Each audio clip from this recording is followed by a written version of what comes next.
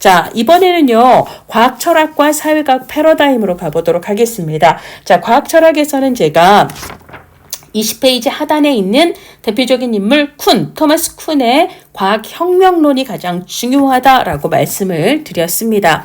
과학 철학에는 여러 입장들이 있는데요. 이거를 크게 절대론적인 입장과 상대론적인 입장으로 구분을 해보면 절대론적인 입장은요. 경험적 데이터에 의한 지식의 객관적인 증명 이런 것들을 되게 강조를 해요. 뭐 객관적으로 증명하자.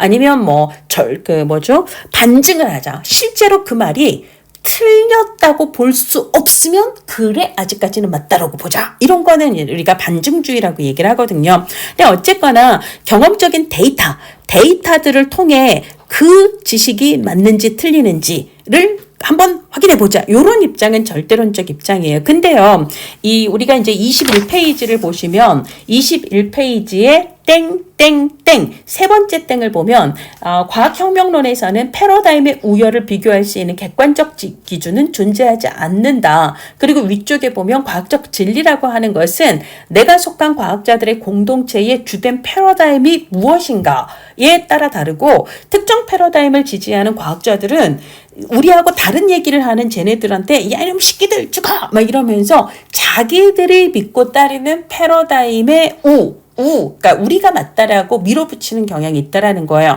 그래, 네 말이 맞는지 내 말이 맞는지 경험적인 데이터로 한번 까볼까? 이런 식으로 접근하지 않는다라는 이야기를 과학혁명론에서 하고 있는데 이렇게 쿤이 얘기했던 과학혁명론과 같이 객관적인 기준에 의해서 이게 맞는지 검증을 해보자. 혹은 이걸 틀렸다고 할 수 없다면 그러면 일단 잠정적으로 맞다고 봐야 되는 거 아니야? 이런 식으로 반증을 할 건지 이런 입장이 아니라는 얘기예요. 자, 그래서 지식은 주관, 아까 이제 과학적 공동체, 내가 어떤 공동체에 속해서 무엇을 믿고 따르는가 이런 공동체의 사회적이고 주관적인 속성에 영향을 받는다. 이런 식으로 나가면 얘는 상대론적인 입장이다라고 얘기를 하고 시험 문제 가장 많이 나오는 거는 과학혁명론은 여기 입장에 해당한다라고 정리를 할 수가 있습니다. 뭐 과학적 방법론의 두 전통에서 이제 뭐 귀납주의냐 연역주의냐에서 귀납주의 우리 프란시스 베이컨 얘기하죠. 가장 중요한 건 경험적인 관찰, 실제 데이터를 통해서 관찰하는 거다라고 얘기를 하고 연역주의의 대표적인 인물은 르네 데카르트 같은 경우는 이성적인 추론, 이게 중요하다라고 얘기를 하는데요. 이 두 가지를 짬뽕한 거, 이성적인 추론에서도 나이스해야 되지만 실제 경험적인 데이터를 통해서 사실 확인을 할 수 있어야 된다라고 얘기하는 입장이 이제 논리 실증주의가 되는 거죠. 그러니까 이성적인 추론에 의해서 말이 되는 A가 B고 B는 C니까 그러면 A는 C겠네 라고 논리적인 추론은 오케이인데요. 근데 A면 C인 사례가 경험적 사례를 아무리 찾아봐도 그런 게 없다면 그러면 이거는 경험적으로 검증, 이게 맞는지 틀리는지를 검증할 수 없는 거거든요. 자, 그래서 기본적으로 논리 실증주의에서는 어떤 명제라도 그것이 말만 돼서는 되는 게 아니다. 그래서 경험적인 데이터에 의해서 검증할 수 있어야지만 그 명제는 과학적인 명제인 거다. 그러니까 과학적인 검증이 불가한 명제는 우리는 취급하지 않겠다라고 이야기를 하면서 검증 가능성이 가장 중요하다라고 얘기했고요. 논리 실증주의의 가장 대표적인 학자는 카르납입니다. 자, 그 다음에 이제 논리 경험주의에서는요, 우리가 어떤 지식, A면 B다라고 하는 어떤 명제를 완벽하게 데이터로 검증하는 것은 사실 사람의 인식의 제한 때문에 불가능하다라는 걸 인정을 합니다. 그러니까 왜냐하면 내가 예를 들자면 모든 백조는 희다라는 명제가 있을 때 그 명제가 진짜 참인지 이거를 검증을 하려면 세상에 존재하는 모든 백조를 봐야 되는데, 그러니까 일개 과학자가 세상에 존재하는 모든 백조를 다 확인하는 것도 불가능하고, 근데 예를 들자면 내가 만약에 이제 초인적인 힘으로 세상에 존재하는 모든 백조들을 다 확인했다고 칩시다. 그랬더니 희지 않은 백조가 없어요. 모두 다 흰 거예요. 그렇더라도 내일 그 연구자가 보고서를 쓴 그 다음날 돌연변이 백조가 태어나서 얼룩무늬나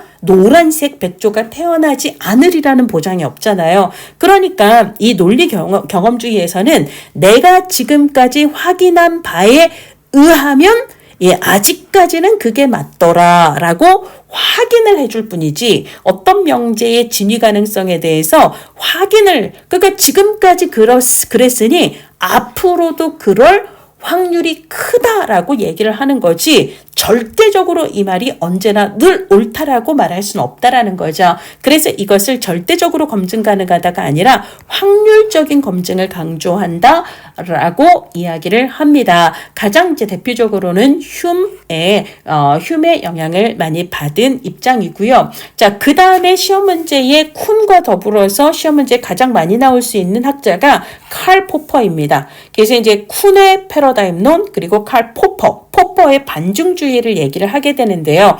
우리가 이제 논리실증주의, 논리경험주의, 반증주의는 절대론적 입장이라고 얘기를 했고 쿤의 과학혁명론은 상대론적 입장이라고 앞에서 얘기를 했습니다. 이제 반증주의에서는 검증, 이게 절대적이든 확률적이든 검증, 사람이 검증을 직접 어떤 이론의 진위를 직접 검증하는 건 사실 거의 어렵다라고 얘기를 해요. 우리가 할 수 있는 건 혹시 그게 틀리진 않았는지, 그걸 틀렸다라고 말할 수 있는 결정적인 반증의 어떤 증거가 있는지 없는지를 찾아보고 만약에 그 말이 틀렸다라고 반증할 수 있는 결정적 증거가 없다면 난 그 이론을 반증할 수 없는 거예요. 그러면 반증을 할 수 있을 때까지는 그 지식이 옳다고 하자라는 입장입니다. 이것을 우리가 반증주의라고 이야기를 해요. 그러니까 중요한 건 검증이 아니라 바로 반증이다라고 얘기하는데요. 우리 시험 문제에서 이 반증은 딱 한 번 허위화로 번역이 된 적이 있습니다. 그래서 혹시라도 허위화가 나오면 얘는 그냥 반증의 다른 번역어이다라고 생각을 하시면 되겠고요. 자, 그 다음에 이제 포퍼는 귀납법이 아니라 연역적 방법을 강조를 합니다. 그리고 포퍼는 점진적인 과학적 지식의 점진적 혹은 누진적 발달을 강조를 하는데 이게 뭐냐면 기존 이론이 있을 거 아니에요. 기존 이론과 기존 지식이 있을 텐데요. 우리는 끊임없이 기존 지식이 혹은 이론이 혹시 틀리지는 않았는지 뭐 하고자 노력한다라는 거예요? 끊임없이 반증하고자 노력을 한다라는 거예요. 근데 만약에 반증을 할 수가 없어. 그렇다면 기존 이론, 그 많은 반증의 노력을 뚫고도 여전히 반증되지 못한 이론은 그만큼 탄탄한 이론으로서의 지위를 누리게 되는 거고요. 그 다음에 우리가 그 이론이 혹시 틀리진 않았는지 끊임없이 반증을 하려고 노력을 하다가 드디어 결정적으로 이 이론이 틀렸음을 반증할 수 있는 뭔가를 찾아내면 그때는 얘가 아닌 새로운 이론을 정립할 수 있잖아요. 그러면 이 역시도 어떤 특정의 현상을 기존 이론보다 더 잘 설명해주는 새로운 이론을 찾아낸 거기 때문에 이 역시도 과학의 발전인 거죠. 그러니까 결국 과학의 발전이라고 하는 것은 기존 이론을 계속해서 반증하려는 노력을 통해서 꾸준히 조금씩 발전해 나가는 거야 라고 얘기를 했습니다. 그랬더니 토마스 쿤 과학혁명론에서는 땡땡하고 자빠졌네 라고 얘기를 하는 거예요. 이 과학이라고 하는 것은 조금씩 점진적이고 누적적으로 발전하는 게 아니다 라고 이야기하는 게 이게 쿤의 기본적인 입장입니다. 그런 과학은 어떻게? 바로 혁명적으로 발달을 한다라는 거예요. 이거는 마치 고려 왕조가 계속 지속이 되다가 이 위화도 회군 이후에 이성계에 의해서 고려 왕조가 무너지고 조선이 생기면서 조선 500년이 쭉 가는 거잖아요. 이런 것처럼 마치 기존 이론에서부터 누적적으로 조금씩 발전한다. 이렇게 얘기하는 건 이건 칼 포퍼의 반증주의적인 입장인 거고요. 토마스 쿤은 그런 식으로 발전하는 게 아니고 쭉 주류 패러다임이 일정 기간 동안 사람들 혹은 과학자들을 지배하는 시대가 계속되다가 이걸 뭐라고 부르냐면 21쪽의 중간에 있는 과학혁명의 구조와 패턴에서 이걸 주류 패러다임이 그 시기에 과학자들을 꽉 잡고 있는 이 시기를 정상과학의 시기라고 이야기를 합니다.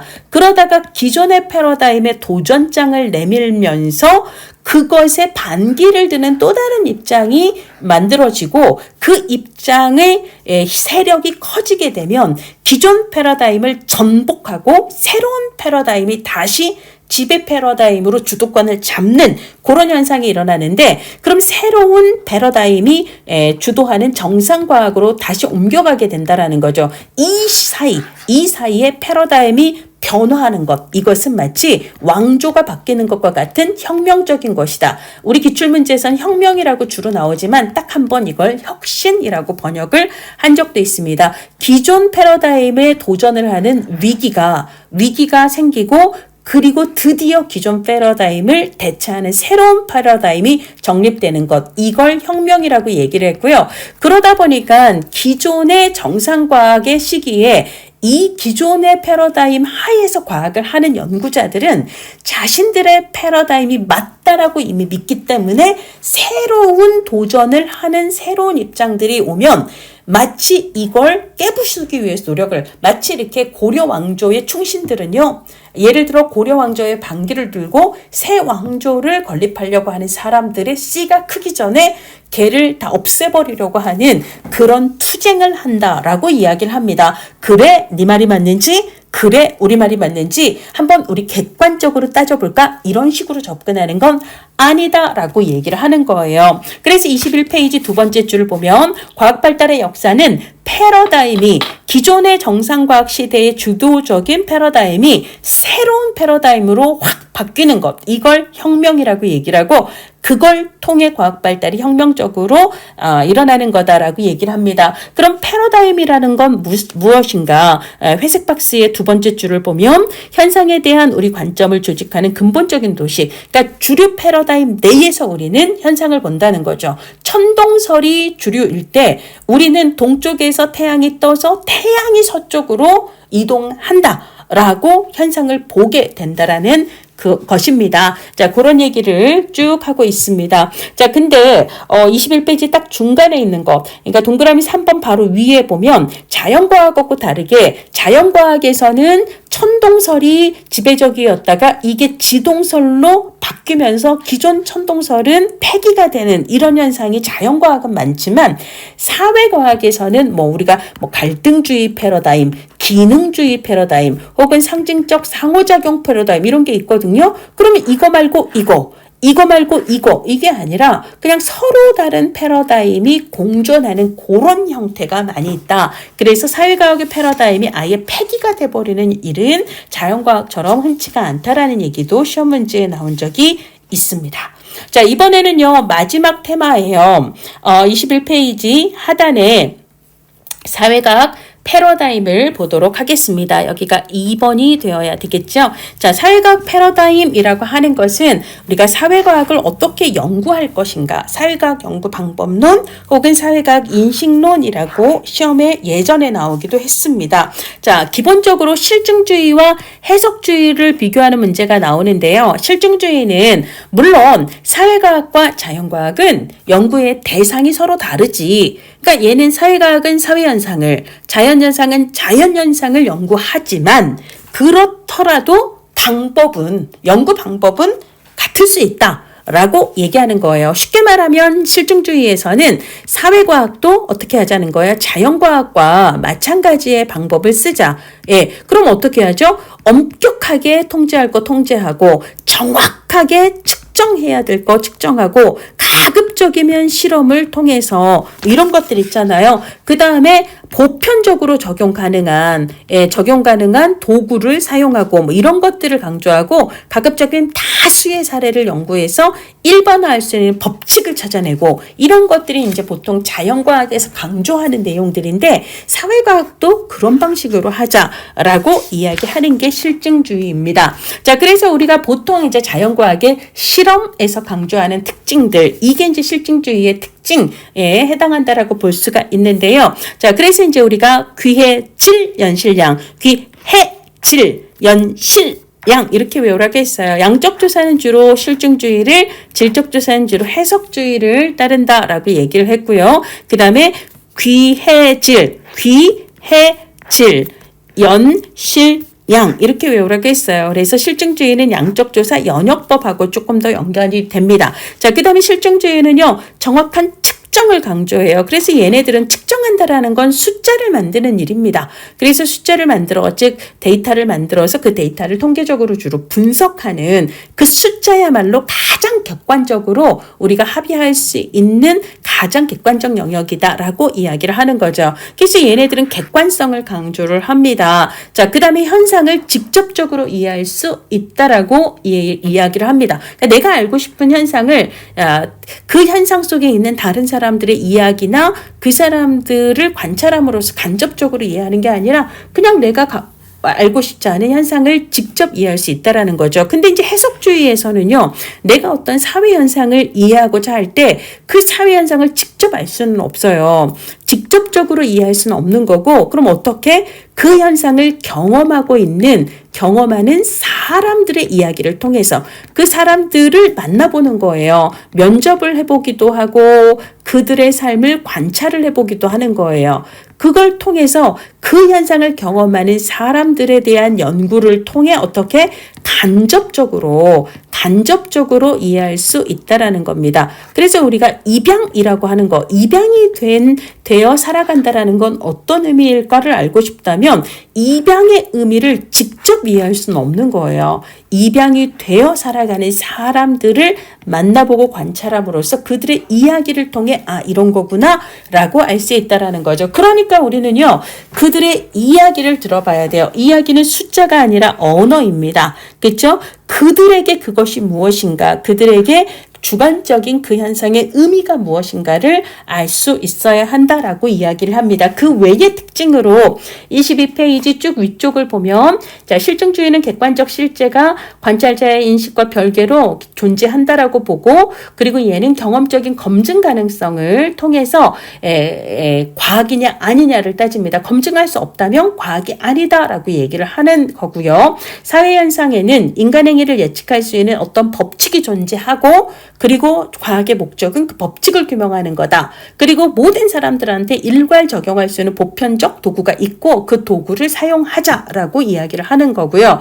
그래서 법칙을 규명하자. 그 다음에 통제된 실험, 표준화된 척도를 통해서 가설을 검증하자. 객관성을 지향하자, 이런 얘기들을 하고 있습니다. 근데 이제 해석주의 쪽에 보면 자연현상과 사회현상을 동일한 방법으로 연구하는 것은 적절하지 않고, 같은 행동이라 할지라도 행위자에 따라서 주관적인 의미는 다를 수가 있으므로 그들에게 직접 물어보고 들어보는 게 좋다. 과학자의 인식과 독립적으로 현상 자체가 객관적으로 존재하는 건 아니다라고 얘기를 하는 거고요. 모든 사람들에게 보편적으로 적용할 수 있는 그런 분석 도구는 없다라고 얘기를 합니다.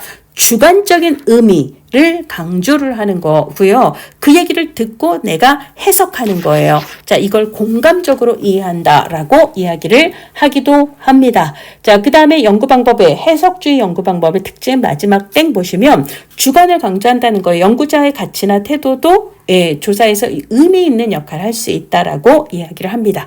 자, 기타. 우리가 이제 주로는 이 둘을 비교하는 문제가 나오긴 하는데요. 그 외의 패러다임으로 후기 실증주의는요, 우리 앞에서 얘기했던 포퍼의 무슨 주의죠? 포퍼의 반증주의 있잖아요.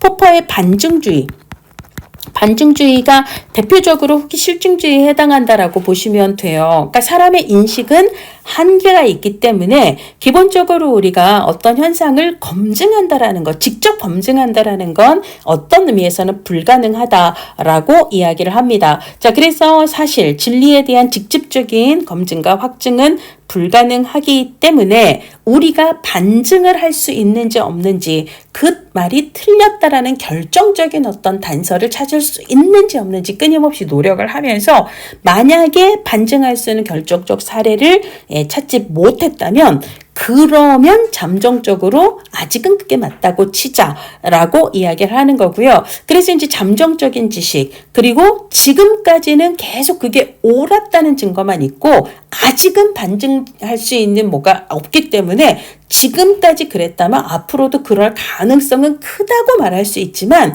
또 언제 모르죠. 언제 반증될 수가 있기 때문에 확률적으로는 그러하지만 절대적으로 이게 맞다라고 얘기를 할 수는 없다라는 거죠. 그리고 이제 후기기 실증주의에서는 아까 엄밀한 의미의 객관성이 아니라 서로 다른 주관이 개입할 수도 있다. 왜? 사람의 인식에는 한계가 있기 때문에 더라도 우리가 동의할 수 있는 영역에 대해서는 객관적이라고 하자라고 이야기를 하는 거고요. 자, 그 다음에 비판적 사회과학에서는 주로 억압된 사회적 약자에 대해서 혹은 그들을 위해서 연구가 쓸모 있어야 한다라고 이야기를 합니다. 자, 그래서 기본적으로는 사회 변화, 억압하고 있는 차별적인 사회 구조의 변화와 억압된 사회적 약자들의 인파워먼트를 초점으로 하는 지향을 갖는 패러다임을 비판적 사회과학이라고 얘기를 하고요. 보통 이제 실증주의는 양적 조사를, 해석주의는 질적 조사를 강조하는데 비판적 사회과학에서는 오히려 방법이 중요한 게 아니라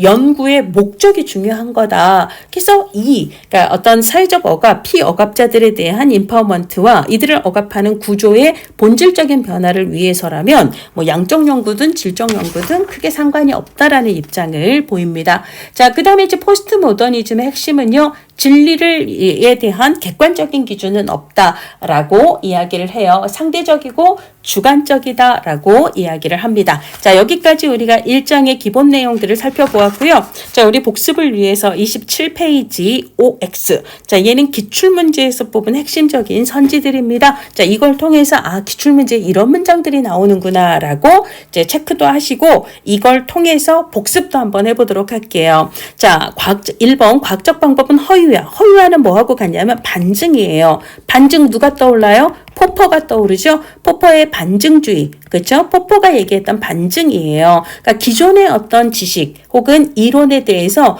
이거 틀렸어 라고 얘기할 수 있는가 없는가의 문제죠. 자, 과학적 방법은 언제나 반증 가능하다는 거예요. 반증 가능성에 혹은 수정 가능성에 대해서 개방적입니다. 그래서 얘는 O가 되죠. 자, 과학적 이론은요, 일반화된 규칙성을 내포합니다. 일단 사회과학이든 자연과학이든 사회현상과 자연현상에는요, 보이지 않는 일반화 가능한 규칙이 내재하고 있다라고 전제를 해요. 그리고 조사를 통해서 그 규칙성을 일반화 가능한 보편적인 규칙을 이론으로 정리하려고 합니다. 그래서 2번은 맞는 이야기고요. 자, 그 다음에 연역법이 나왔는데요. 이응 기억나시나요? 자, 일반적인 것에서 시작, 그 다음에 기존의 이론을 토대로 가설을 정립, 그 다음에 얘는 양적 연구에서 주로 사용, 이렇게 얘기했어요. 자, 연역법은요, 일반적인 것에서 시작해서 개별적이고 특수한 것을 추론해 갑니다.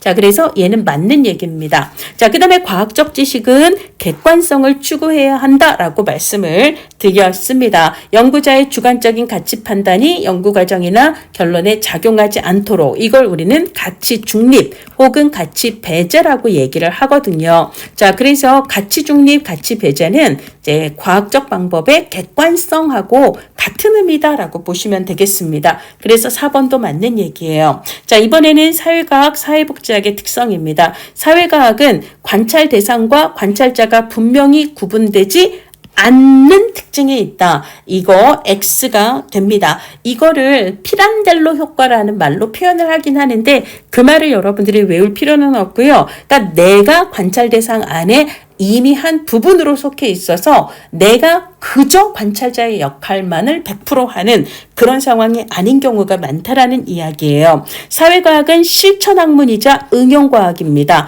이론 자체에 포커스를 둔 순수과학이 아닙니다. 자, 그래서 얘는 X가 되고요. 자, 그 다음에 7번 조사윤리부터입니다. 공익적 가치와 연구윤리 누가 더 우선이다? 연구 윤리가 우선입니다. 그래서 X고요. 자, 조사 대상자에 대한 익명성이 유지되어야 비밀 보장이 가능하다.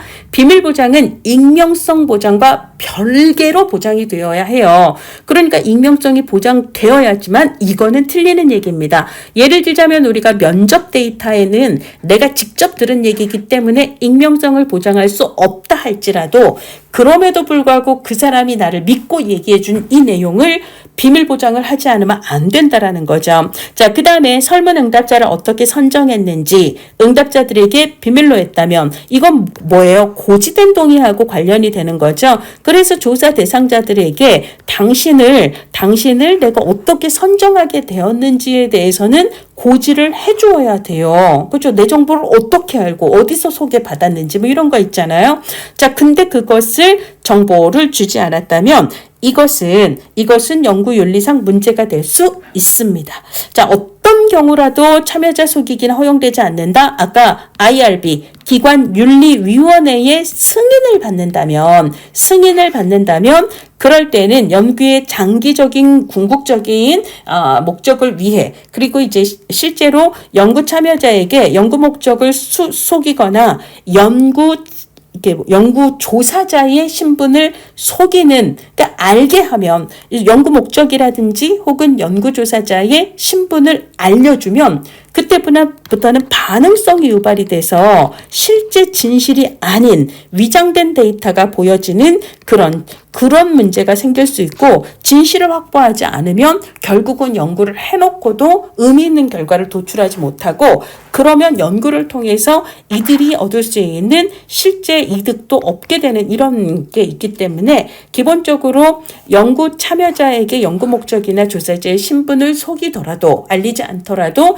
연구 대상자가 실제로 그걸로 인해서 피해를 당하는 일이 있는지 없는지를 따지고, 그렇게 해서 얻을 수 있는 결과가 연구 참여자들한테 결과적으로 훨씬 더 이득이 될 건지 아닌지 이런 것들을 종합적으로 판단해서 기관윤리위원회에서 승인을 해준다면 그때는 허용이 될 수 있습니다. 따라서 10번은 X가 되겠습니다.